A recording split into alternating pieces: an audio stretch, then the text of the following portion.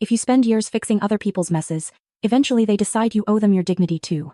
Last Sunday, I stood in my sister's driveway in Ohio, holding a banker's box I'd been asked to bring. It was supposed to be paperwork for a family barbecue, nothing formal, just one quick favor. Her husband was smiling too much, and no one offered me a chair. My nephew walked over and dropped something wet into the open box. No one corrected him, and someone checked their watch. I remember noticing the grill timer still ticking behind me. That was the moment I understood everything I believed about my family was about to fall apart. If you spend years cleaning up your family's problems, there comes a day when they decide the price you owe is your dignity. Last Sunday in suburban Columbus, I stood in my sister Kendra's driveway with a banker's box digging into my forearms. The cardboard was damp at one corner, like it had been sitting near a cooler, and the lid kept popping up every time I shifted my grip. Kendra had texted me that morning, "Bring the box. Don't be late. Just one quick favor before people get here." So I drove over with my hair still wet from the shower, my phone buzzing on the passenger seat, telling myself I was being dramatic for feeling nervous about a family barbecue. Her house looked the way it always did in the summer. Inflatable pool in the backyard, red plastic cups stacked on the patio table, a Bluetooth speaker already thumping something with too much bass, and Kendra's husband, Mark, standing at the grill with his apron tied too tight over his gut. The smell was sweet and smoky, like lighter fluid and barbecue sauce mixed together. People were there early: my mom, my stepdad, two of Kendra's friends from her yoga studio, and my younger brother, Tyler, sitting on the back steps with his phone glued to his face. I walked up the driveway and waited for someone to meet me halfway, to take the box, to say hey, thanks, anything. Nobody moved. Mark looked over his shoulder, saw the box, and smiled like we were sharing a private joke. It wasn't a friendly smile. It was the kind you use when you've already decided how a conversation is going to go. "Put it right there," he said, pointing to a folding table near the garage, the one with the scratched plastic top and the wobbling leg. I set the banker's box down carefully. The lid wasn't taped. That was the first thing that felt off. I always tape lids when I'm transporting anything important, and this box was supposed to be important. I'm Naomi. I'm 35. I work as a compliance manager for a regional credit union, which basically means my entire job is making sure people don't do dumb things with money and then pretend they didn't. I'm not a lawyer, but I read contracts for a living. I notice details. I notice when somebody says one quick favor like it's a magic spell that erases consequences. Kendra came out from the side door, wiping her hands on a dish towel. She hugged me with one arm like I was a coworker she didn't like but had to tolerate. Her perfume hit me vanilla and something sharp, and she leaned back, eyes flicking down to the box. "Good," she said.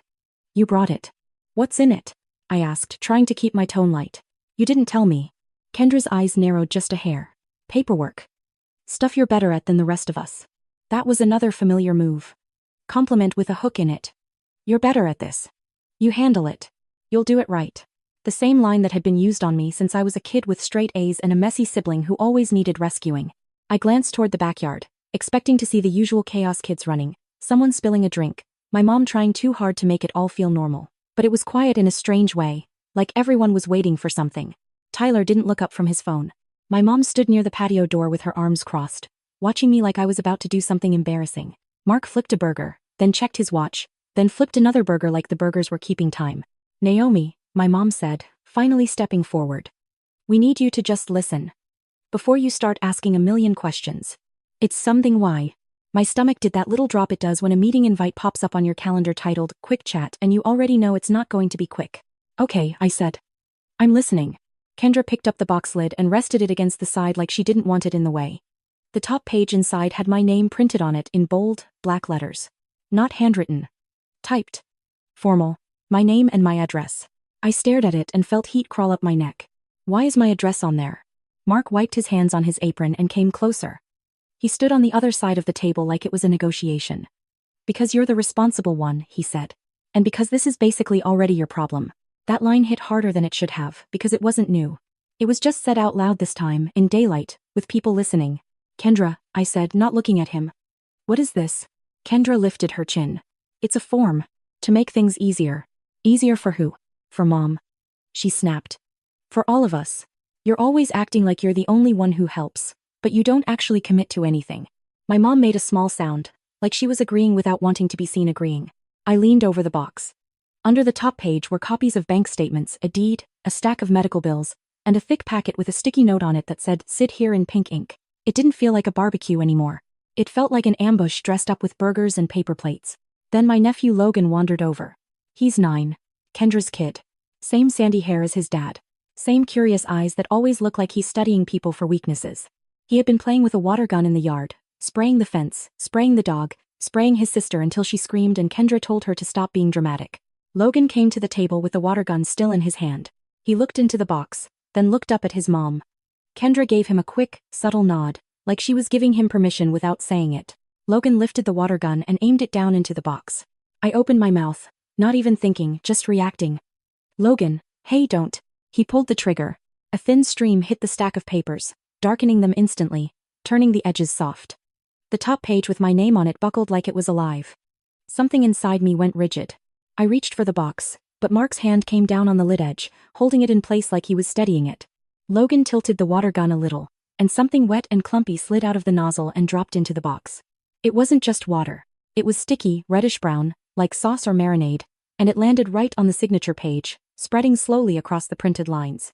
Logan looked up, proud of himself, and said, "Clear as day. Mom said you deserve it.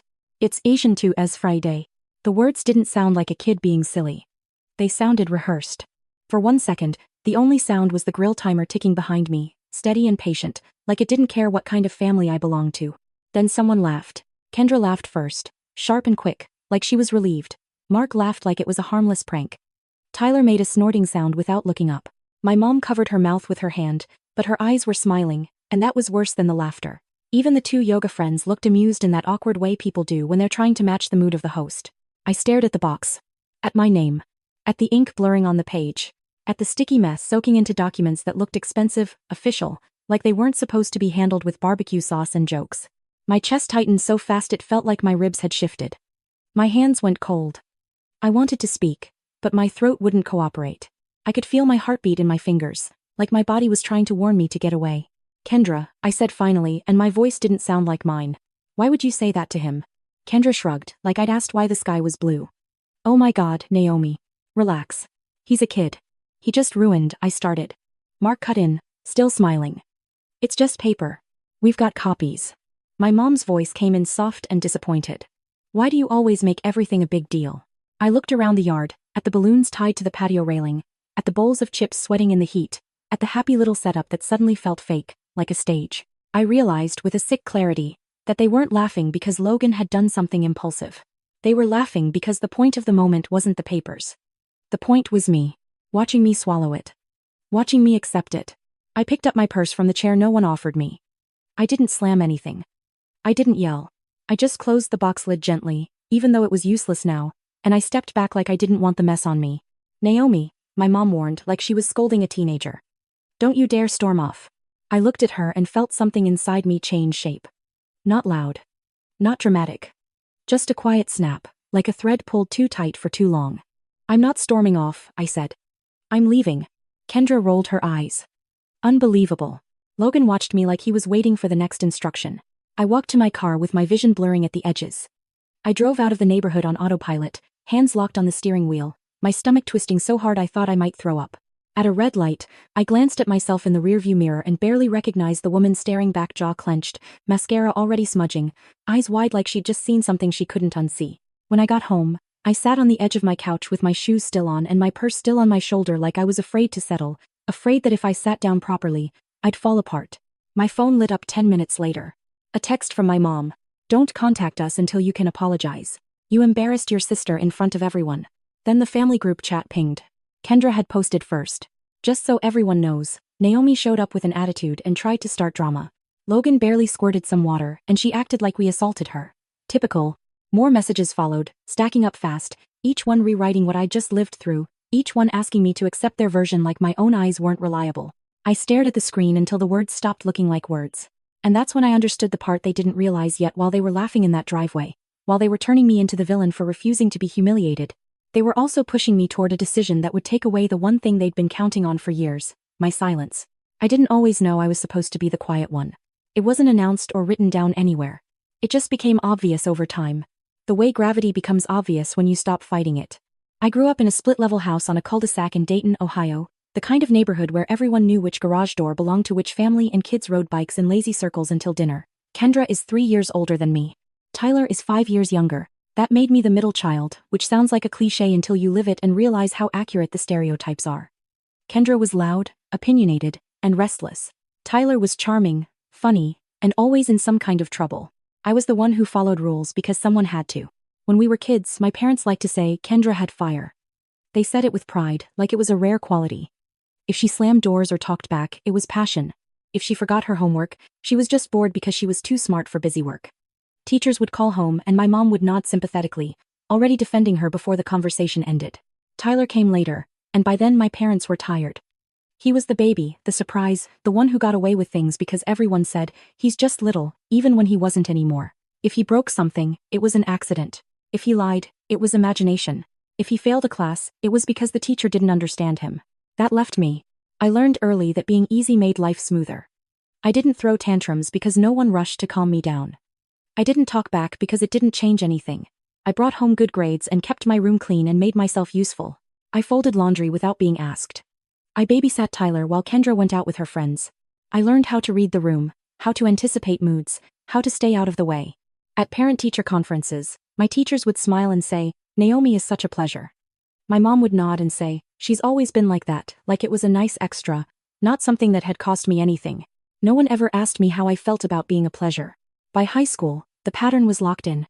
Kendra was always in some kind of emotional emergency. A breakup. A fight with a friend. A class she was definitely going to fail unless someone helped her study. My parents circled around her like she was fragile glass. Tyler drifted through his own orbit of minor disasters, always landing softly because someone caught him. I learned that if I needed something, it was better not to ask. If I wanted to go on a school trip, I saved my own money. If I needed supplies, I figured it out.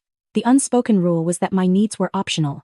Everyone else's were urgent. When it came time for college, Kendra announced she was going to a private art school in Chicago. My parents were thrilled. They talked about her potential like it was an investment. They took out loans without hesitation. They told relatives she was going to do something big. I went to a state school an hour away and studied business administration. It was practical, affordable, sensible. My parents nodded approvingly, relieved, I think, more than proud. That makes sense for you, my mom said, like it was a compliment. I worked part-time all through college.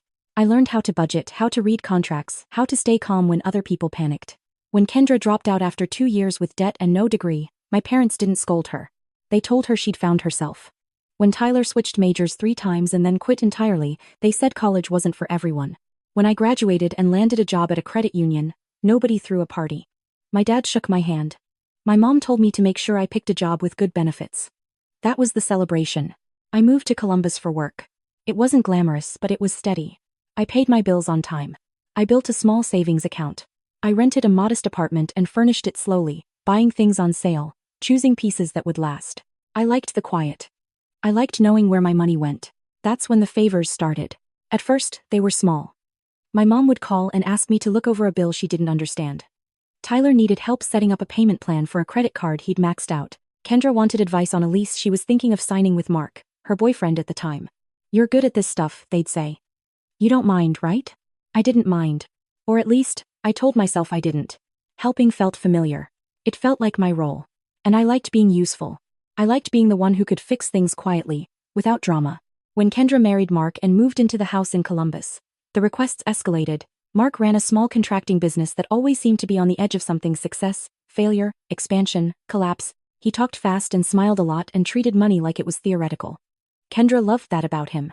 My parents trusted him because he sounded confident. When Mark needed help setting up business accounts, Kendra called me.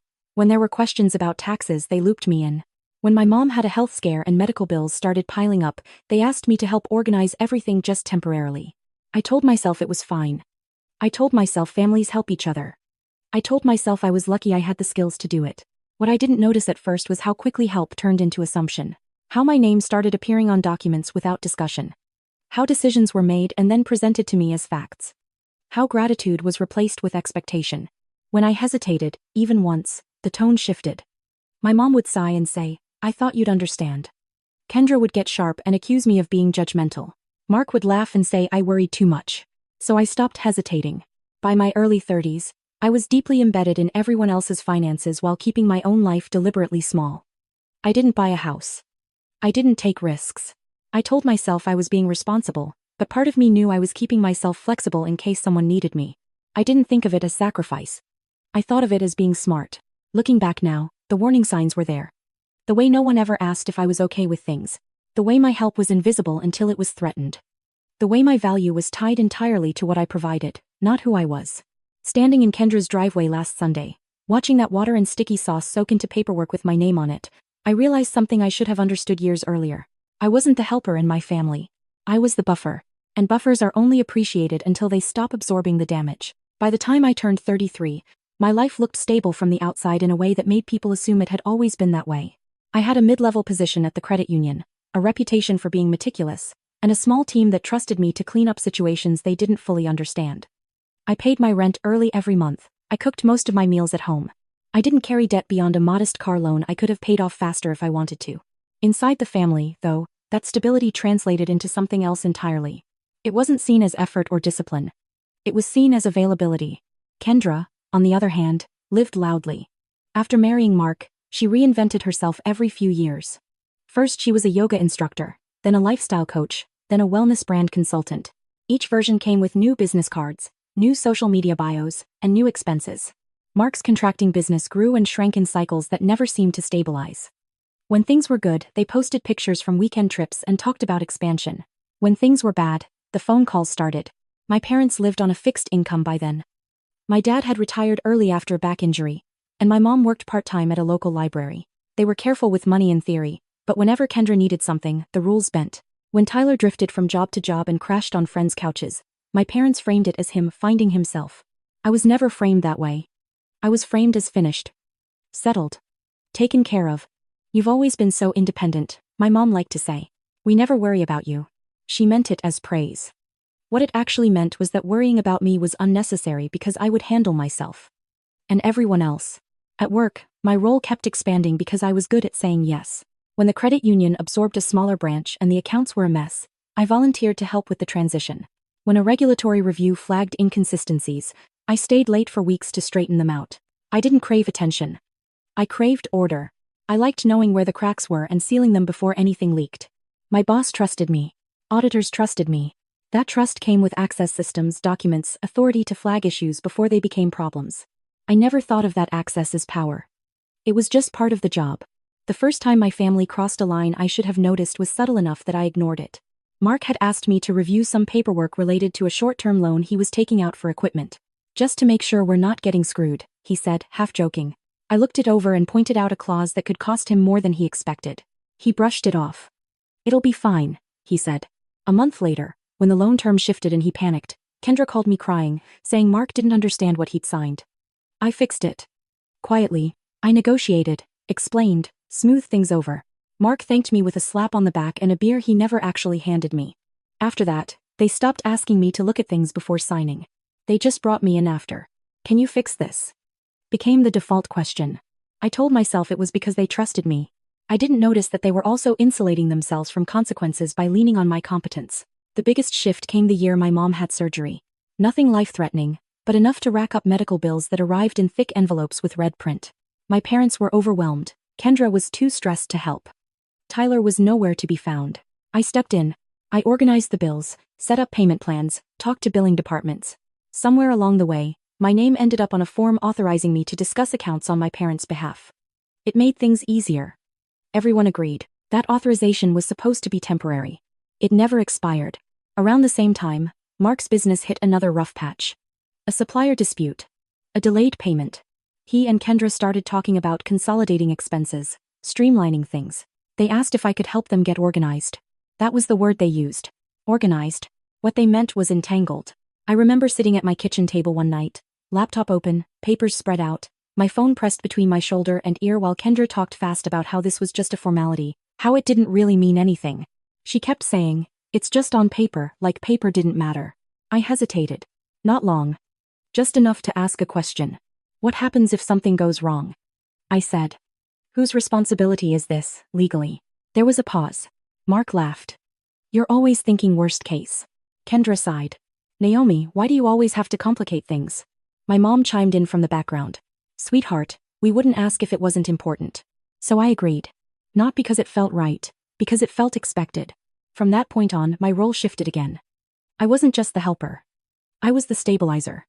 The name that made institutions more comfortable. The one who reassured people on the other end of the phone that things were being handled properly. At family gatherings, I started hearing things said casually that made my skin prickle. Naomi's basically managing it, Mark told someone once, waving his hand in my direction like I was an assistant. She knows all that boring stuff. Kendra started introducing me as the numbers person, never mentioning my actual job title. My parents started deferring questions to me automatically, even when the decisions affected them. No one asked if I wanted that role. They just assumed I'd play it. The irony was that the more competent I proved myself to be, the less seriously my boundaries were taken.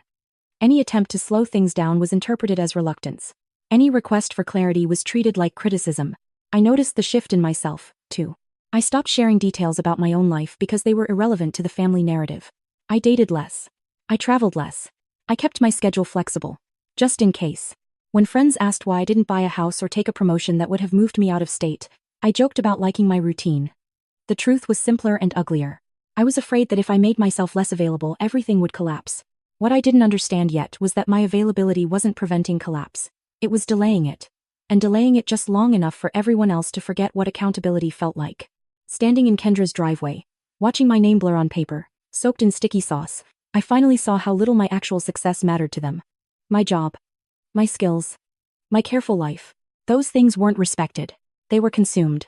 And the moment I stopped absorbing the mess quietly, the moment I reacted like a human being instead of a system, I became the problem. That realization sat heavy in my chest long after I left that barbecue. Because it forced me to confront a truth I'd been avoiding for years. In my family, my competence wasn't a strength. It was a resource. And resources, once taken for granted, are rarely protected. The favor that changed everything didn't feel dangerous when it first appeared. It felt familiar. That was part of the problem. It started with a phone call from my mom late one evening. The kind of call that comes after dinner when dishes are done and worries have room to breathe. Her voice was tight, controlled in that way she used when she didn't want to sound like she was panicking. "Naomi," she said, "we might need your help with something. Just temporarily." Those two words again. Just temporarily.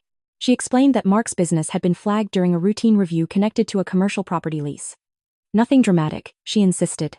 Just paperwork issues. Delays. A misunderstanding with how funds had been allocated. Mark was irritated but not worried. Kendra was upset but confident it would blow over. My parents, though, were nervous. They didn't like the word review. "We just need you to look at it," my mom said. "You understand how these things work." I won times 70 ever one. I asked what kind of review. "A compliance one," she said quickly, then added, "but not like your job." Not exactly. That should have been my first real warning. Reviews are always like someone's job. Especially mine. I drove to Kendra and Mark's house the next day.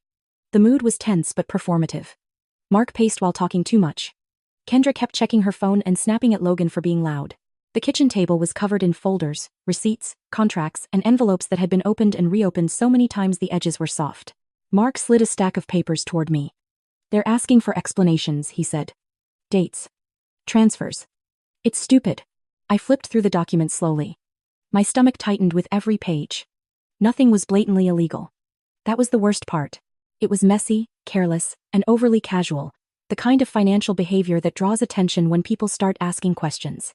Money moved between accounts without clear labels. Business and personal expenses blurred together. Some payments were justified after the fact instead of before. "Who's advising you on this?" I asked.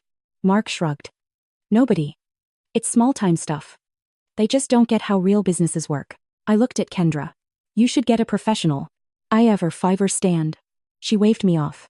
"That costs money we don't have right now. That's why we asked you." There it was. The real reason. I explained, carefully, what the review meant. I told them what questions were likely coming next. I told them what not to say. I didn't sugarcoat it, but I didn't dramatize it either. Mark listened with crossed arms. Kendra's jaw tightened. "So what do we do?" my mom asked. I hesitated. Not because I didn't know what to do, but because I knew what stepping in would mean. "If I help," I said slowly, "it has to be clean. That means full transparency. No surprises. And this can't turn into me being responsible for things I don't control." Everyone nodded immediately. Too quickly. "Of course," Kendra said. "We just need guidance." That's how it was framed. Guidance. Not involvement. Not authority. Just advice. I agreed to review everything and draft responses. I agreed to talk to the reviewing office to clarify timelines.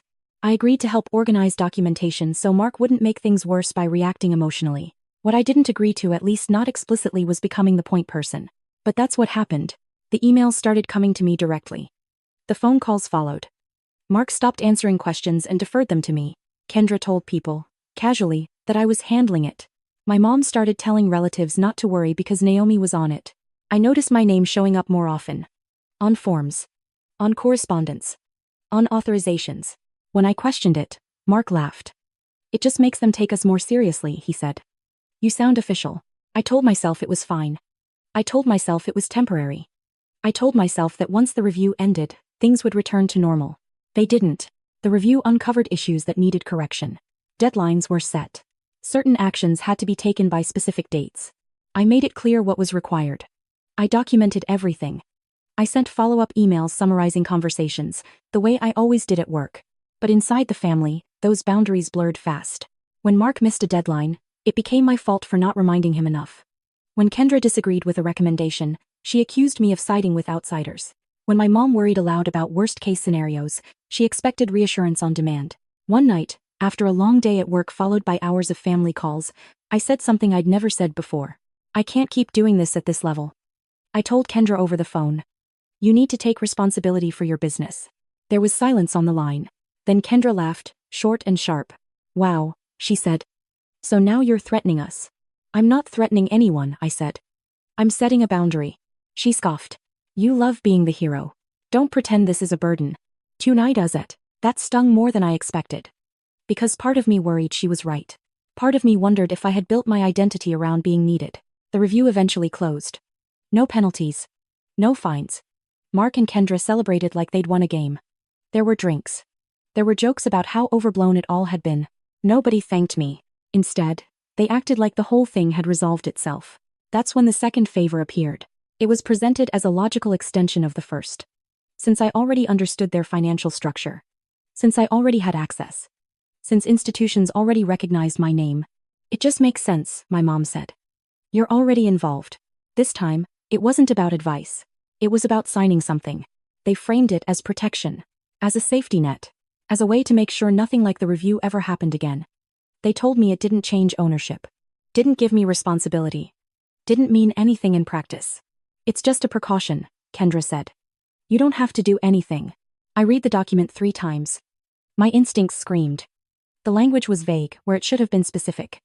My role was defined loosely enough to be expanded later. My authority existed without corresponding control. I pointed that out. Mark got irritated.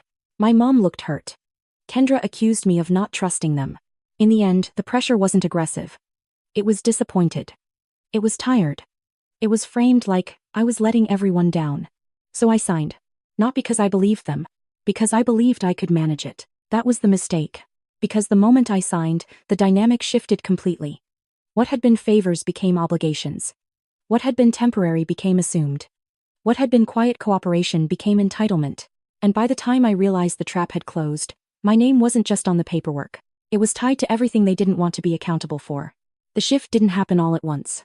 If it had, I might have recognized it for what it was and pulled back sooner. Instead, it crept in quietly, disguised as convenience, then necessity, then expectation.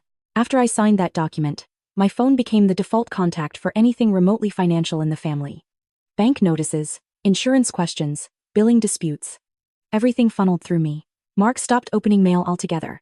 Kendra forwarded emails with no context and expected immediate responses. My mom started telling people, Naomi's basically in charge of all that stuff now, like it was a natural progression instead of something that had been imposed. At first, I tried to maintain structure. I set clear parameters in writing. I sent emails outlining what I could and couldn't do. I reminded them that I wasn't their employee, their lawyer, or their accountant. I was a family member helping out temporarily. They nodded. They agreed. And then they ignored every boundary I set. When I didn't answer my phone right away, Kendra accused me of being distant. When I asked for documentation before responding to an issue, Mark complained that I was making things harder than they needed to be. When I flagged a risky decision before it happened, my mom told me I worried too much and stressed everyone out. It became clear that my role wasn't to prevent problems. It was to clean them up quietly after the fact. I noticed the way language shifted around me. People stopped saying, "Can you help?" and started saying, "You need to." If something went wrong, it wasn't because they'd ignored advice. It was because I hadn't handled it properly. If something went right, it was treated as the natural order of things. One night, Mark called me in a panic because a payment hadn't gone through. He was agitated, pacing, speaking over me while I tried to get details. "I thought you took care of that," he snapped. "I can't take care of something I don't have access to," I said. "You never sent me the updated information." "Well, You should have followed up, he shot back. That's what you do. That sentence stuck with me. That's what you do. Not what I agreed to do. Not what I offered to do. What I do. As if my role had always existed, fixed and unquestionable. I started feeling it physically before I could name it emotionally. Tightness in my shoulders. A constant low-grade headache. The way my heart would race every time my phone lit up with a family group text. I found myself reading messages 3 times, bracing for blame even when none was explicit. At work, I was still competent. Focused. Reliable. But I was tired in a way that sleep didn't fix. I'd sit in meetings and realize I hadn't been listening, my mind replaying conversations from home, anticipating the next crisis. The worst part was how alone I felt inside it. When I tried to explain to friends why I was overwhelmed, it sounded trivial out loud. Paperwork, family drama. Nothing you could point to and say, that's abuse. It was all reasonable on the surface. That made it easier for everyone else to dismiss. The turning point I ignored came during a small argument that shouldn't have mattered. Kendra and Mark were planning a weekend trip. Nothing extravagant. Just a cabin rental. Kendra called to ask if I could make sure everything was okay with their accounts before they booked it. Why? I asked. Just in case, she said. We don't want surprises. I checked. I saw a potential issue with timing. I told her it might be smarter to wait until the next billing cycle. She sighed loudly into the phone. You're always like this. Like what? Negative. Cautious. Acting like you know better than everyone. I bit my tongue. I'm just telling you what I see. Well, we're going anyway, she said. If something happens, you'll fix it. She said it casually, like it was obvious. That was the moment something shifted inside me. Not enough to act yet. But enough to feel the weight of what I'd become to them. I wasn't a sister. I wasn't a daughter. I was a safety net they felt entitled to jump on whenever they wanted, no matter how often or how hard. After the barbecue incident, when the humiliation finally went public, that entitlement became impossible to ignore. The texts that followed my departure from Kendra's house were revealing in ways they didn't intend. Nobody asked if I was okay. Nobody questioned what Logan had said or why. The focus wasn't on the act itself. It was on my reaction. Why did you make a scene? You embarrassed your sister. You always overreact. You could have just laughed it off. The message was clear. My pain was the problem. Not the behavior that caused it. What they didn't know yet was that I'd started looking back at everything with new eyes. The documents. The emails. The authorizations I'd signed without fully realizing how much leverage they gave me and how much liability they dumped in my lap. I started pulling files, reading threads from months earlier, noticing patterns I'd been too busy to see before. Decisions made without my knowledge, then presented to institutions as if I'd approved them. My name used to reassure, to deflect scrutiny, to create the illusion of oversight where there was none. I felt sick as the picture came together. They hadn't just leaned on me. They'd used me. And they'd done it confidently, because they believed I would never stop them. That I would always choose peace over conflict. That I would always absorb the consequences so they didn't have to. Sitting alone in my apartment that night, phone buzzing nonstop on the coffee table, I realized something that terrified me more than their anger. If I didn't step out of this role now, I would eventually be held responsible for something I hadn't chosen and couldn't control. The favor had turned into a trap. The help had become a liability. And the family that had taught me to stay quiet was now daring me, without realizing it, to do the one thing they'd never prepared for. To stop. The morning after the barbecue, I woke up with the kind of headache that makes light feel sharp. My phone was face down on the nightstand, vibrating every few minutes like it was alive and impatient. I didn't reach for it right away. I lay there, staring at the ceiling, replaying the scene in Kendra's driveway in exact, uncomfortable detail, the weight of the box, the smell of barbecue sauce, Logan's voice saying those words like he'd practiced them in advance. Mom said you deserve it. It was the calm way he'd said it that stuck with me. Not angry. Not playful. Certain. When I finally picked up my phone, I didn't open the family group chat. I knew what I'd find there. I opened my email instead, scrolling through work messages, grounding myself in something familiar. A routine audit update. A reminder about an upcoming internal review. Ordinary things that made sense. Then I made the mistake of opening the chat. There were dozens of messages, stacked in quick succession, each one building a version of events that felt like a bad imitation of my own memory. Kendra had started it. Naomi completely overreacted yesterday. Logan was just playing. She's been under a lot of stress lately and took it out on us. Mark chimed in next. We were just trying to have a nice day. Some people don't know how to let things go. Tyler added a thumbs up emoji, then a message that said, drama, as usual. My mom waited longer. Her message came an hour later, carefully worded. I'm disappointed this turned into something so ugly. We raised you better than that. I felt something tighten in my chest. A mix of anger and disbelief that made my hands shake. There was no mention of what Logan had done. No mention of what he'd said. Just a collective decision that the real offense was my refusal to laugh along. I typed a response. Deleted it. Typed another. Deleted that too.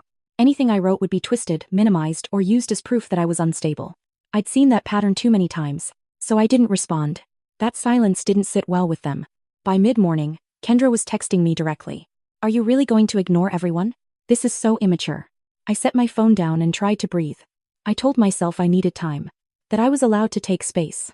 But even as I thought it, guilt crept in, old and familiar, whispering that I was being difficult, that I was making things worse by not smoothing them over.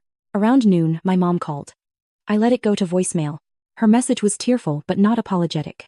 Naomi, I don't know why you're doing this. Your sister is beside herself. Logan is confused. You leaving like that hurt everyone. Please call me back so we can fix this. Fix this. Not acknowledge it. Not talk about it. Fix it. Which, in my family, always meant restoring the old balance, where I swallowed whatever hurt I'd been handed and pretended it didn't matter. I sat on my couch, phone in my lap, and realized how clearly the lines had been drawn. There was their version of events, already solidifying, already spreading. And there was mine, which I was expected to abandon quietly. That afternoon, something happened that stripped away any remaining doubt about how deliberate the humiliation had been. One of Kendra's yoga friends, a woman I barely knew, messaged me on Instagram. We'd never spoken directly before. Her message was short. Hey, just wanted to say I hope you're okay.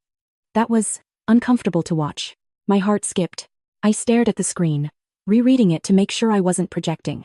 She hadn't used the word funny, or playful, or harmless. Uncomfortable. I typed back. Carefully. Thank you. I'm still processing. She replied a few minutes later. I didn't know if I should say anything, but it didn't feel like a joke. Logan looked like he was doing what he was told. I closed the app and set my phone down, my hands cold. There it was. Confirmation from someone outside the system. Someone with no stake in protecting the family narrative. It wasn't just in my head. I hadn't imagined the nod Kendra gave Logan. I hadn't misheard the words. The rest of the afternoon passed in a strange fog. I went through the motions, laundry, dishes, a short walk around the block, but everything felt slightly off, like my body was present and my mind was still standing in that driveway. By evening, the tone shifted. The messages became less accusatory and more frantic. Why aren't you answering? We need to talk about this. You're blowing this way out of proportion. Then Mark called. I didn't pick up. Then Tyler texted. Mom's really upset. You need to stop punishing her. Punishing. That word landed hard. As if my silence was an act of cruelty, not self-preservation. As if I owed them immediate access to me, no matter what they'd done. I realized then that this was the same pattern I'd seen in paperwork and emails for years. A mistake would be made. Accountability would be avoided. Pressure would be applied to the person most likely to cave. That night, I finally did something I'd been avoiding. I opened my laptop and logged into the secure system I used at work, not to do anything improper, but to review, calmly and methodically, exactly what my name was attached to. I pulled every document I had copies of. Every authorization, every email thread where my involvement had been implied or overstated. I laid it all out on my dining table, the same way Mark had laid out his mess months earlier, except this time I was looking at it without loyalty blinding me. What I saw made my stomach churn. There were decisions I hadn't approved but had been described to third parties as if I had. There were timelines I'd warned against that had been ignored, then retroactively justified by referencing my oversight. There were risks I'd flagged in writing that had been dismissed, only to resurface later as emergencies I was expected to resolve. And threaded through all of it was a quiet assumption: Naomi will handle it. Naomi will smooth it over. Naomi won't let this blow up. They'd been counting on that. The barbecue incident hadn't been random. It had been a test. A way to remind me of my place. To humiliate me just enough to keep me compliant. To show me what happened when I forgot that my role was to absorb, not object. The more I thought about it, the clearer it became. Logan hadn't been the antagonist. He'd been the delivery system. I sat there long after the sun went down. Papers spread out around me, my phone finally silent after I muted the chat. I felt sick, but I also felt something else. Something new and unsettling. Clarity. They weren't going to apologize. They weren't going to admit what they'd done. They were going to wait me out, confident that guilt and habit would pull me back into line. For the first time, I understood exactly how much power they thought they had over me. And for the first time, I understood how wrong they were. Because while they were busy rewriting the story, while they were telling each other that I was dramatic and difficult and unstable, they had no idea what I was actually looking at. They had no idea how close they were to losing the one thing that had protected them all this time. Not my help. My cover. The more distance I put between myself and the noise, the clearer everything became. Silence did what arguing never had. It gave me room to see patterns instead of reacting to individual moments. The next morning, I took the day off work. I didn't tell my family. I didn't explain myself to anyone. I made coffee, sat at my dining table, and opened my laptop with the same mindset I used during internal reviews: slow, methodical, unemotional. I started with a timeline. I went back months, then a year, pulling emails, text messages, attachments, call logs. I printed what mattered. I highlighted dates. I wrote notes in the margins. I didn't assume intent at first. I just followed the paper. What emerged wasn't dramatic. It was worse than that. It was consistent. There were emails from Mark to outside contacts that referenced my approval of actions I'd explicitly advised against. There were forwarded threads where my cautionary notes had been removed entirely, leaving only the parts that sounded reassuring. There were documents where my name appeared as a point of contact for matters I hadn't been consulted on until after the fact. None of it was overt fraud. That was the trap. It lived in the gray space where accountability is technically possible but practically avoided. I found one email in particular that made my hands go cold. It was from Mark to a vendor, sent late at night, forwarded to me weeks later as part of a different conversation. At the bottom, buried under pleasantries, was a line that read, "Naomi is overseeing compliance on our end, so we're covered." I stared at the sentence for a long time. I had never overseen that decision. I had raised concerns about it. I had never said we were covered. But my name was there. Calm. Authoritative. Reassuring. I opened the original thread and scrolled up. There was no mention of my objections. No record of my warnings. Just a clean narrative where I existed solely to validate whatever choice Mark had already made. I felt a wave of nausea that had nothing to do with stress and everything to do with realization. This wasn't about family chaos or poor communication. This was about risk being shifted quietly, deliberately, onto the person least likely to push back. I kept digging. The authorization I'd signed, the one they'd insisted was a formality, gave me limited authority to act in specific situations. What it also did, less obviously, was attach my name to outcomes if those situations were mishandled. I wasn't the decision maker, but I was the safety net. The final buffer between them and scrutiny. If something went wrong badly enough, the first question wouldn't be, what did Mark do? Or why didn't Kendra intervene? It would be, where was Naomi? I leaned back in my chair and closed my eyes, my pulse pounding in my ears. The weight of it settled slowly, like something heavy lowering itself onto my chest. They hadn't just humiliated me at that barbecue. They'd reminded me that they believed they owned me. That my role was to absorb consequences quietly and gratefully, no matter how far things went. My phone buzzed on the table. I didn't look at it. I kept going. I pulled up calendar entries and matched them to transactions. I cross-referenced dates when I'd been explicitly unavailable with actions taken in my supposed oversight window. The discrepancies stacked up, nothing criminal on its own. But together, they told a story. A story of people making decisions without understanding the risk. Then pointing to me when reassurance was required. A story of convenience masquerading as trust. By mid-afternoon, I had a folder on my table that made my throat tighten just looking at it. Evidence. Not the kind you find in movies.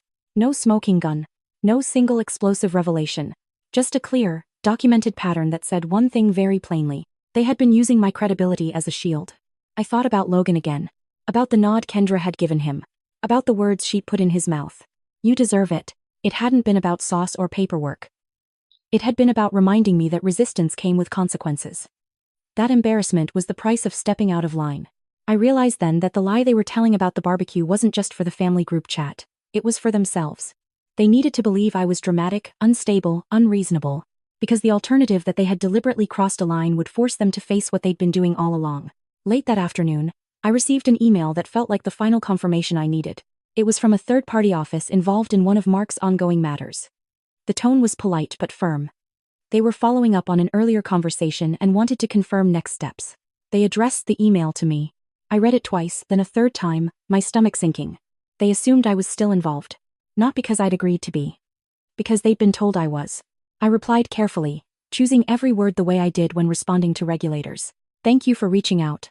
I need to clarify my role in this matter before proceeding.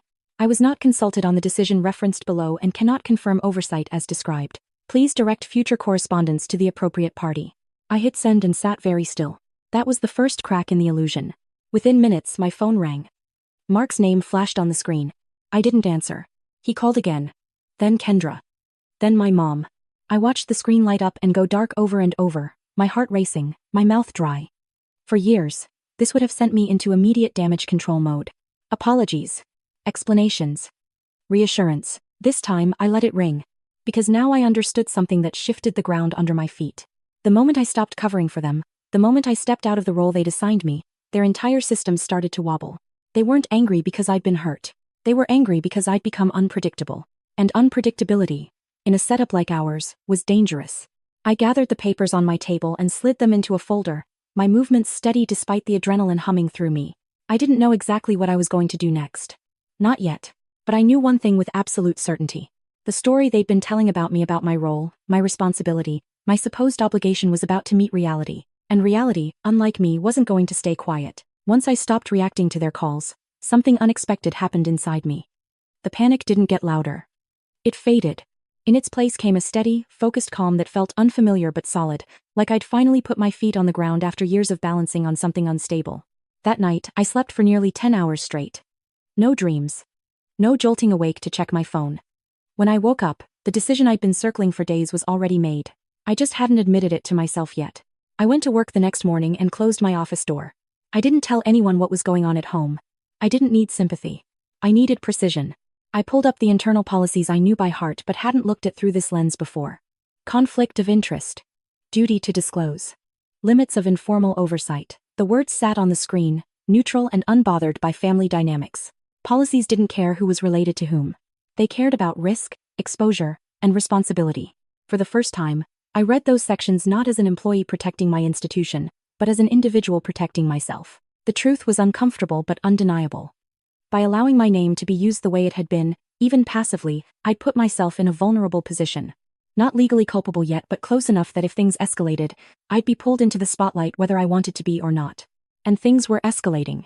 That much was clear from the sudden urgency in my family's calls. At lunch, instead of eating at my desk, I walked 2 blocks to a quiet cafe and called a number I'd saved months earlier but never used. A former colleague had moved into private consulting after years in regulatory compliance. She answered on the second ring. "Hey," she said, surprised. "It's been a while." I didn't ease into it. I didn't frame it as family drama. I described the situation the way I describe any professional risk scenario roles.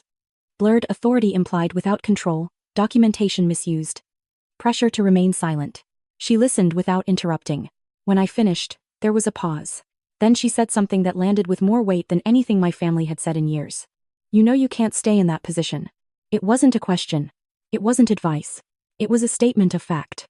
"I know," I said quietly. "If you don't formally disentangle yourself," she continued, "you're effectively endorsing whatever happens next, even if you disagree.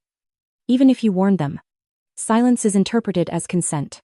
I stared out the cafe window at people passing by, carrying groceries, walking dogs, living lives that had nothing to do with mine.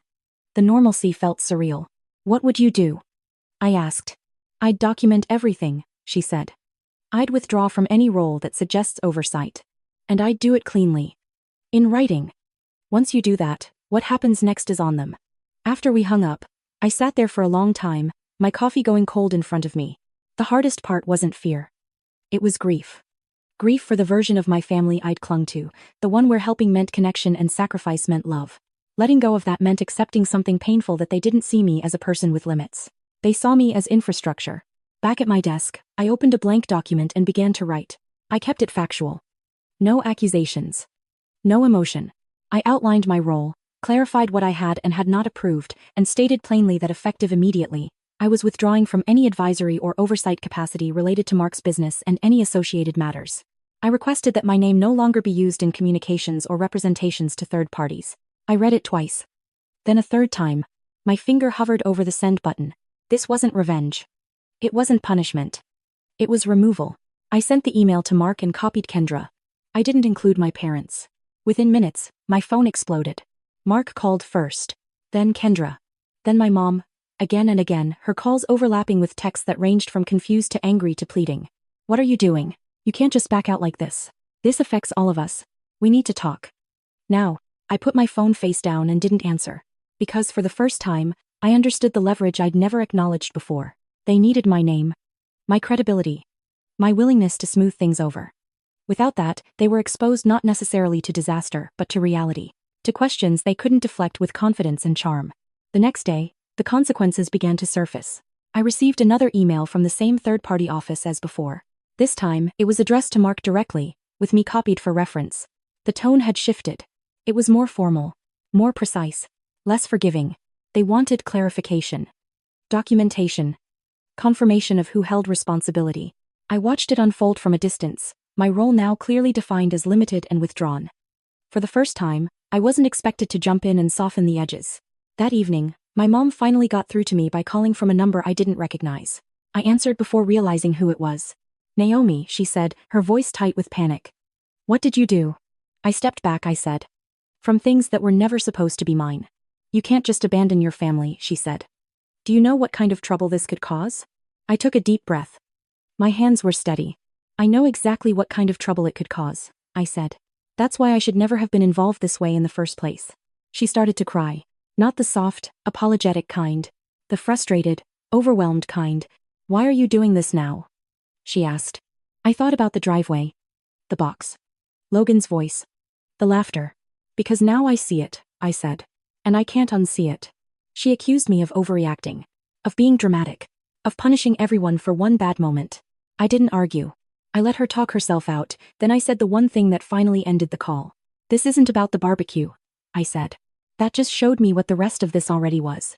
When the line went dead, I sat in the quiet of my apartment, heart pounding but clear-headed. The fallout was only beginning. I knew that. There would be anger. Blame. Attempts to pull me back in. But something fundamental had shifted. They no longer controlled the narrative alone. And for the first time in my adult life, I wasn't bracing myself to fix what came next. I was letting it happen. The day after I sent that email, I woke up to a different kind of silence. Not the peaceful kind, but the kind that feels loaded, like the air before a storm. My phone was quiet for nearly an hour, which told me more than 100 messages ever could. They were regrouping. When the calls finally came, they came fast and frantic. Mark left 3 voicemails in a row, each one tighter than the last.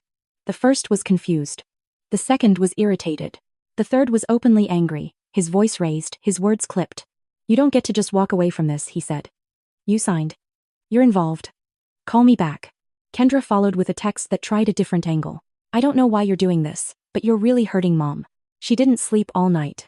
My mom's name was always their sharpest tool. For years, that would have worked. Guilt would have kicked in automatically, sending me scrambling to undo whatever boundary I dared to set.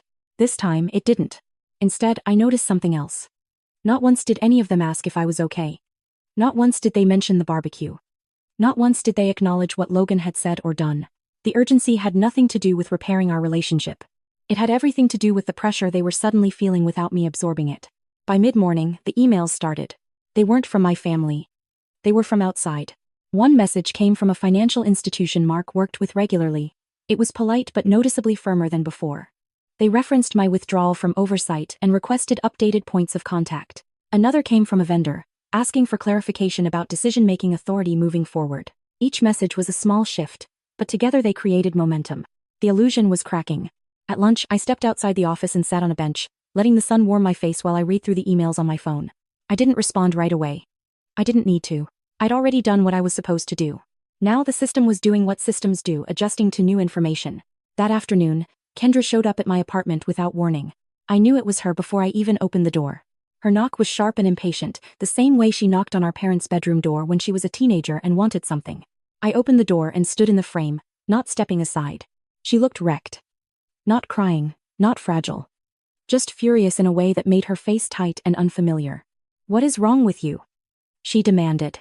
I kept my voice calm. "You can't just show up like this. Don't do that," she snapped. "Don't act like I'm some stranger. You're blowing up our lives." I thought about correcting her. About saying I wasn't the one who'd created the mess. Instead, I said something simpler. "I'm stepping out of things that were never mine to manage." She laughed, sharp and humorless. "That's such a convenient way to rewrite history." "I'm not rewriting anything," I said. "I'm clarifying it." She stepped closer, lowering her voice. "Do you have any idea what's happening right now? People are asking questions. Mark is stressed out of his mind. Mom is sick with worry." I held her gaze. "Then you should answer them." Her eyes flashed. "You know we can't. That's why we needed you." There it was. The truth, finally said out loud. I felt something loosen in my chest. That's exactly the problem. She stared at me like she didn't recognize me. Maybe she didn't. I wasn't playing the role she'd written for me anymore. "You think you're punishing us," she said. "But you're really just proving what I've always said about you." "What's that?" I asked. "That when things get uncomfortable, you run." I almost laughed. Instead, I shook my head slowly. "No," I said. "When things get dishonest, I leave." She opened her mouth to respond, then stopped. For a moment, I saw uncertainty flicker across her face. Then it hardened into anger again. "You're going to regret this," she said. "Families don't recover from this kind of betrayal." Actually, I looked past her, down the hallway of my building, at the neutral carpet and the closed doors. Ordinary lives happening behind them. "Families don't recover from being used either," I said. She left without another word, her footsteps loud on the stairs. That night, the group chat came back to life. Mark was blunt. "You need to fix this. This is spiraling." My mom followed, her message longer, more emotional. "I don't understand why you're doing this to us. After everything we've done for you. You're tearing this family apart." I read it twice, then set my phone down. For years, I'd been afraid of being the reason things fell apart. I'd twisted myself into knots to avoid that outcome. Now I saw how deeply unfair that fear had been. Things weren't falling apart because I stepped back. They were falling apart because they'd been built on something fragile to begin with. The next morning, I received a call from a number I didn't recognize. I answered cautiously. "Naomi," a man said, introducing himself as a representative from one of the offices involved in Mark's ongoing matters. His tone was professional, but there was an edge to it now. "We wanted to confirm your current role." "I don't have one," I said plainly. "And I've communicated that in writing." There was a pause. "Thank you for clarifying," he said. "That helps." When the call ended, I sat back in my chair, heart pounding, but not with fear. With certainty. This was it. The point of no return. They could yell. They could guilt trip. They could rewrite the barbecue story 100 different ways. But the systems outside our family didn't care about any of that. They cared about clarity, accountability, and responsibility. And for the first time, those things weren't being redirected through me. That evening, as the sun set and my apartment filled with soft orange light, I realized something that felt almost surreal. I wasn't waiting for the next crisis. I wasn't bracing to fix it. I was watching it unfold from a distance, knowing that whatever happened next would finally belong to the people who created it. And no matter how loudly they protested, that shift once made couldn't be undone. The collapse didn't arrive all at once. It came in pieces, scattered over a few days, each one small enough to deny on its own and impossible to ignore together. The first sign was Mark going quiet. For someone who thrived on control through noise calls, messages, constant pressure, his silence was telling. When he did reach out, it wasn't directly. It was through my parents, through vague updates that were meant to scare me back into place. "He's really overwhelmed," my mom texted one evening. "Things are getting complicated." Complicated was the word they always used when something was no longer manageable with charm alone. The second sign came from work. My boss stopped by my office late one afternoon, closing the door behind her. Her expression was neutral, but attentive in the way it gets when something delicate is about to be discussed. "I wanted to give you a heads up," she said. "We received an inquiry related to a third-party matter. Your name came up." My stomach tightened, but I didn't panic. "I'd been expecting this. I've already withdrawn from that role," I said. "Formally. In writing." She nodded. "We saw that. That's why this conversation is brief." Brief was good. "They're asking questions," she continued. "Not about you specifically, but about representations made on your behalf." I took a breath. "I can provide documentation." "I know," she said. "And I trust you. I just wanted to make sure you weren't blindsided." After she left, I sat in my chair, staring at the closed door. This was the moment I'd been protecting everyone from for years. External scrutiny. Neutral questions. Consequences that didn't bend for family dynamics. And for the first time, I wasn't afraid of it. 2 days later, the story went public in a way I hadn't anticipated. Not in the news. Not in a courtroom. In the community. A mutual acquaintance, someone who worked in a professional circle adjacent to Mark's business, called me unexpectedly. "I don't want to gossip," she said carefully, "but people are talking. There are concerns about misrepresentation. And your name is being mentioned." My chest tightened again, but this time with something closer to resolve than fear. "What are they saying?" I asked. "That you used to be involved," she said. "And that you stepped back." Which raised questions. It's an action a for 22 way. Questions were exactly what had been avoided for years. That evening, my parents came to my apartment together. I hadn't invited them. They didn't call ahead. They showed up with the kind of urgency that used to make me fold instantly. My mom looked exhausted. My dad looked grim in a way I hadn't seen since I was a kid, and something had gone very wrong. "We need to talk," my dad said, stepping inside before I could respond. I didn't offer them seats. We stood in my living room, the air thick with tension and unsaid things. "This has gone too far," my mom said, her voice tight. "People are getting involved who shouldn't be." I met her gaze. I stepped out cleanly. "That's all I did." "You knew this would happen," my dad said. "You knew they'd start digging." "Yes," I said. That's why I stepped out. My mom's eyes filled with tears. Why are you doing this to us? I felt the familiar pull of guilt, old and ingrained. I acknowledged it without giving in. I'm not doing this to you, I said. I stopped doing it for you. My dad exhaled sharply. You could have handled this quietly. I looked at him. Quietly for who? Neither of them answered.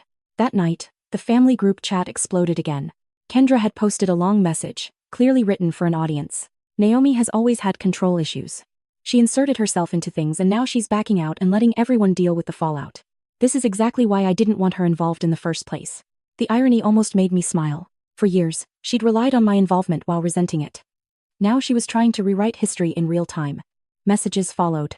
Confusion. Accusations. Some relatives stayed silent. Others echoed Kendra's version. Grateful for a simple villain. I didn't respond. The next day, I was contacted directly by an external reviewer. The conversation was short and factual.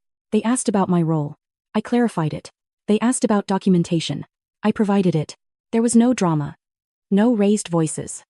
No moral outrage. Just facts. When the call ended, I sat in my car for a long time, hands resting on the steering wheel, heart steady. This was the moment I'd always imagined as catastrophic. It wasn't. It was calm. That evening, Kendra called me. For the first time since the barbecue, her tone wasn't angry. It was tight, controlled, edged with fear. They're asking about things from months ago, she said. Stuff you looked at. I reviewed things, I said. I didn't approve everything. She swallowed audibly. They think we misled them. I closed my eyes briefly. Did you? Silence. You can't just leave us like this, she said finally. I opened my eyes. I didn't leave you. I stopped covering. Her voice cracked. Do you know what this could do to us? Yes, I said. That's why I warned you. Repeatedly. And 7 times 7. She started to cry then, real tears this time, not performative. For a moment, I felt the urge to comfort her, to soften the truth. I didn't. I can't fix this, I said. And I shouldn't have been expected to. When the call ended, I sat in the quiet of my apartment, feeling the weight of what had happened settle fully. The truth was out. Not in a single explosive revelation, but in a series of undeniable facts that no amount of family pressure could erase. They had built a system that depended on my silence. And the moment that silence ended, the system collapsed under its own weight. The aftermath was quieter than I expected, but heavier in a way that settled into my bones instead of crashing over me all at once. Once the questions started and the facts were on record, there was nothing left for my family to do but react. And reaction, I learned, looks very different when you're no longer the one absorbing the shock. For a few days, no one contacted me at all. Not Kendra. Not Mark. Not my parents. The silence felt deliberate, like a collective decision to freeze me out until I came back apologetic and compliant. In the past, that tactic would have worked. I would have filled the quiet with guilt, convincing myself that fixing things was more important than being right. This time, the quiet felt like space. I went to work. I cooked dinner. I took a walk in the evenings without checking my phone every 5 minutes. My body started to relax in small, unfamiliar ways. My shoulders dropped. I slept through the night. The constant low-level dread that had followed me for years faded into something distant and manageable. But the cost showed up in other places. Extended family began reaching out, cautiously at first. A cousin messaged me to ask if everything was okay. An aunt left a voicemail that started with, "I don't want to take sides," and then did exactly that. The story being told about me had solidified quickly. I was controlling. I was dramatic. I had abandoned the family when things got hard. I listened without interrupting. I corrected nothing. Explaining myself to people who only wanted a simple narrative felt like another trap. I wasn't interested in replacing one version of events with another. I was interested in being done. The hardest moment came unexpectedly. About a week after everything unraveled, my dad showed up alone at my apartment. He didn't knock the way Kendra had. He waited, then knocked again, softer. I opened the door and saw a man who looked older than I remembered. Smaller. Tired in a way that went beyond the current crisis. "I'm not here to argue," he said quietly. I stepped aside and let him in. We sat across from each other at my dining table, the same table that had held so much evidence days earlier. He stared at the surface like it might offer him something solid to hold on to. "I didn't know it was like that," he said finally. I didn't respond right away. I waited to see if he meant it. "I knew you were helping," he continued. "I knew you were involved. But I didn't understand how much was being put on you." I nodded slowly. "I tried to tell you." He winced. "I know. That was new. Not an excuse. Not a deflection. Just an acknowledgement. I should have stepped in sooner," he said. "I should have protected you." The words landed with unexpected force. I felt my throat tighten, my eyes burn. For years, I'd wanted to hear something like that. Now that I had, it didn't fix anything but it mattered. Why didn't you? I asked. He sighed. Because it was easier not to rock the boat. And because you always seemed so capable. I held his gaze. Being capable isn't the same as being okay. He nodded, his eyes damp. I see that now. We didn't resolve anything that day. There was no grand reconciliation. But when he left, something in me felt lighter. Not healed. Just less alone. Kendra never apologized. She sent one message, weeks later, short and clipped. I hope you're happy. I read it once and didn't respond. Happiness had nothing to do with it.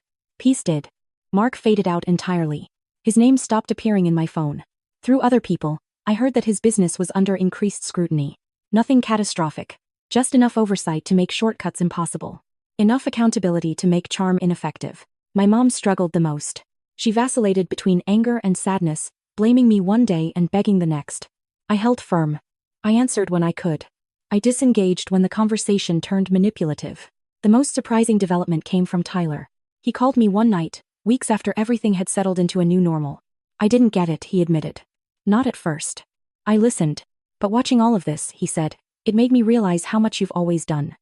And how little we've noticed. I think stud elevation today. I swallowed hard. That's not your responsibility. I know, he said. But I want you to know I see it now. It wasn't an apology. It wasn't perfect. But it was real. As time passed, the narrative shifted slowly, imperfectly. Some people began to understand. Others clung to the version that made them more comfortable. I stopped caring which was which. What mattered was this. I no longer felt like I was living on borrowed emotional credit. I wasn't constantly bracing for the next demand. I wasn't measuring my worth by how much chaos I could contain. I started making decisions for myself without factoring in how they might affect everyone else. I signed up for a class I'd been putting off. I planned a trip without checking dates against family needs. I allowed myself to imagine a future that didn't revolve around damage control. The revenge, if it could be called that, wasn't loud or cruel. It didn't involve public shaming or dramatic confrontation. It was withdrawal. It was letting consequences land where they belonged. And it cost me things. Relationships shifted. Some doors closed quietly. But the trade-off was something I hadn't realized I was allowed to have. My own life, unfiltered and uncompromised. For the first time, I wasn't waiting for things to settle so I could breathe. I was breathing because they finally had. A year passed without ceremony. No anniversary. No dramatic milestone. Just a quiet accumulation of days that felt lighter than the ones before them. The absence of constant tension became my new normal, and it surprised me how quickly my body adjusted once it realized it was safe. My life didn't transform overnight. I didn't move across the country or reinvent myself. I kept my job. I stayed in my apartment. I still lived in Columbus. Still drove the same car. Still drank my coffee the same way every morning. The difference was internal, subtle but undeniable. I no longer flinched when my phone buzzed. Work stabilized in a way I hadn't expected. Without the constant background stress of my family's issues bleeding into my mental space, I found myself sharper, more present. My boss noticed. A few months after everything settled, she offered me a role with broader scope and clearer boundaries, one that required confidence and judgment, not quiet endurance. I accepted without second-guessing myself. My parents adjusted slowly. My mom still slipped into old patterns sometimes, making comments that hinted at comparison or expectation. But now, when it happened, I recognized it immediately. I didn't argue. I didn't explain. I simply redirected or ended the conversation. Each time, it got easier. My dad and I developed a cautious, respectful rhythm. We met for coffee occasionally. We talked about neutral things, books, local news, the weather. Once, he said, "I'm glad you're doing well," without qualifiers. It was small. It mattered. Kendra and I existed in the same orbit but rarely intersected. Family gatherings were carefully negotiated, sometimes skipped altogether. When we did see each other, the interaction was polite and distant, like two people who shared history but not intimacy. She never revisited the barbecue incident. Neither did I. Logan grew older. I saw him for the first time since everything happened at a small family event. My dad invited me to a low-key dinner at a restaurant, nothing elaborate. Logan had grown taller.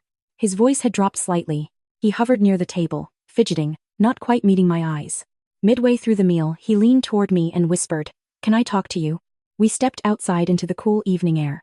The parking lot was quiet, the lights humming softly above us. "I'm sorry," he said, staring at the ground. "About last year. I didn't rush him. I waited. My mom told me to do it," he said quickly, like he needed to get it out before he lost his nerve. I didn't know why. I just thought, that's what you do. I have not negation. I felt a tightness in my chest that had nothing to do with anger. Thank you for telling me, I said. That took courage.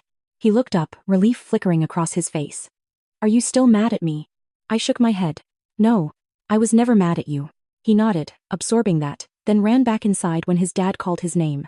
Watching him go, I felt something shift again, not closure exactly, but understanding. Cycles don't break all at once.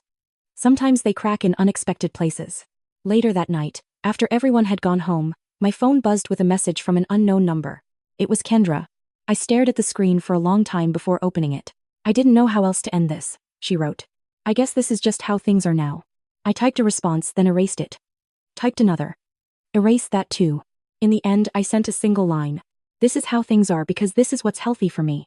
She didn't reply. I didn't need her to. Sitting alone in my apartment afterward, I thought about the woman I'd been a year earlier standing in a driveway with a box in her arms, confused by laughter that felt like betrayal, still trying to understand what she'd done wrong. She hadn't done anything wrong. She had just reached the limit of what she was willing to tolerate. The revenge, if anyone wanted to call it that, wasn't watching my family struggle without me. It wasn't seeing their systems fail under scrutiny. It wasn't being proven right. It was choosing myself without apology. It was refusing to be the quiet solution to problems I didn't create. It was learning that love doesn't require self-erasure, and family doesn't get a free pass to treat you as expendable infrastructure. Some relationships never fully recovered. Others reshaped themselves into something smaller but sturdier. I stopped mourning what I wished my family could be and started appreciating what my life actually was. Calm. Clear. Mine.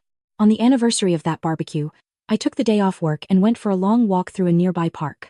The air was crisp, leaves crunching under my shoes. I sat on a bench and watched people pass by, parents with strollers, couples arguing softly, kids laughing without knowing why. Life, messy and ordinary and ongoing. I didn't feel triumphant. I didn't feel vindicated. I felt steady. And that, I realized, was the real ending. Not punishment. Not forgiveness. Just the quiet power of walking away and never going back to the version of yourself who thought endurance was the same thing as love.